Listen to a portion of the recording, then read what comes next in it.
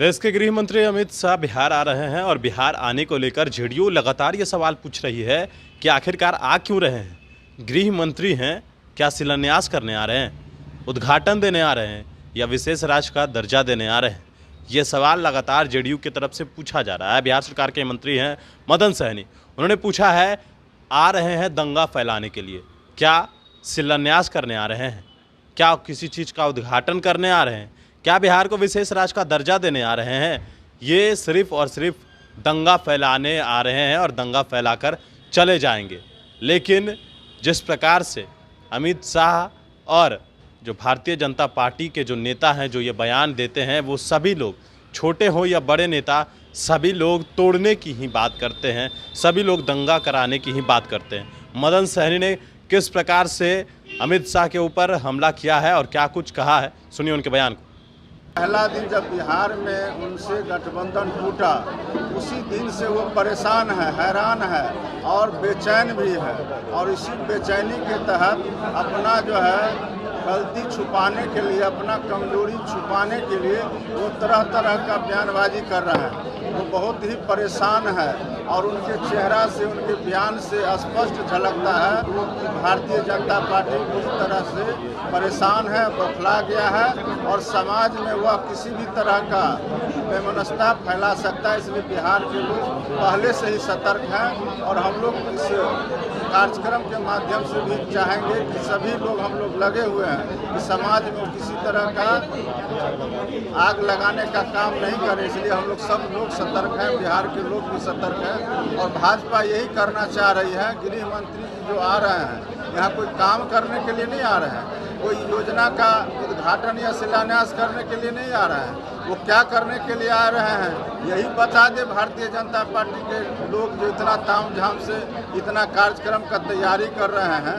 बता दे कि एक भी शिलान्यास या उद्घाटन करने आ रहे हैं तो हम लोग समझ जाएंगे कि वो काम करने के लिए है। और जब काम करने नहीं आ रहे हैं तो आग लगाने के लिए आ रहे हैं। बिहार के अंदर में वो आग लगाने के आ रहे हैं और उनको क्या लगता है कि वो आग लगा के चले जाएंगे। यहाँ के लोग शांति प्रिय लोग हैं, आपस में मिलजुल करके रहना जानते हैं, इसलिए यहाँ उनका कोई काम, कोई चाल नहीं चलने वाला है। लगातार छापा पड़ रहा है अमित शाह के आने से पहले पूर्णिया में और अलग अलग जिलों में जो है वो छापेमारी लगातार चल रही है एनआईए को लेकर, क्या कहें?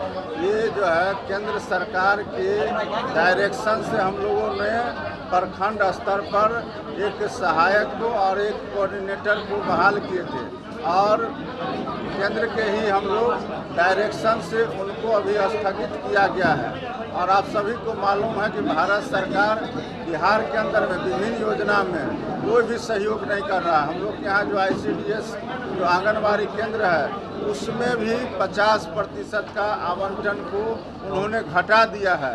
राज्य सरकार अपने बलबूते पर उस काम को कर रही है और इन लोगों को भी उन्हीं के कहने पर हटाया गया है, लेकिन राज्य सरकार इस पर आगे विचार करे। कहने का आशय क्या था ये तो हम अभी नहीं जानते हैं, लेकिन जो उन्होंने कहा है वह कहीं से भी उचित नहीं है। अब वो अपने बारे में जो चीज़ उनको लागू होता है वह माननीय मुख्यमंत्री जी कितना एक्टिव, 18 घंटा लगातार काम करने वाला तो देश में कोई दूसरा मुख्यमंत्री नहीं है। और जो आदमी जीवन में थका ही नहीं, सिर्फ लोगों को सेवा करना जानते हैं, उनको आराम से कोई लेना देना नहीं है। और जिनको आराम करने की आवश्यकता है या मन है वो खुद आराम कर सकते हैं, उनको किसी को सलाह। सबसे छोटा है वो 52 हाथ का है। तो ये लोग जो है कोई बिहार के अंदर में गृह मंत्री जी विकास का काम करने तो नहीं आ रहे हैं और न ही जो उन्होंने घोषणा किया था कि हम युवाओं को रोजगार देंगे उस काम के लिए तो आ नहीं रहे हैं। ये तो समाज में जो है, समाज में आग लगाने के लिए आ रहे हैं और इनके छोटा नेता का भी वही काम है।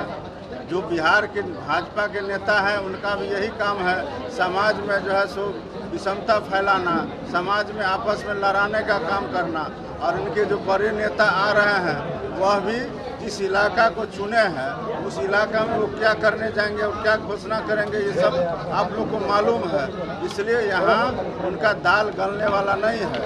बिहार में अमन चैन है और माननीय मुख्यमंत्री श्री नीतीश कुमार जी के नेतृत्व में बिहार में जो विकास हो रहा है और जो शांति सद्भाव का माहौल है वह उनके आने से कोई फर्क नहीं पड़ने वाला है। बिहार तेजी से विकास करेगा। शिवानंद तिवारी का भी बयान आया कल, जिस तरीके से उन्होंने नीतीश कुमार को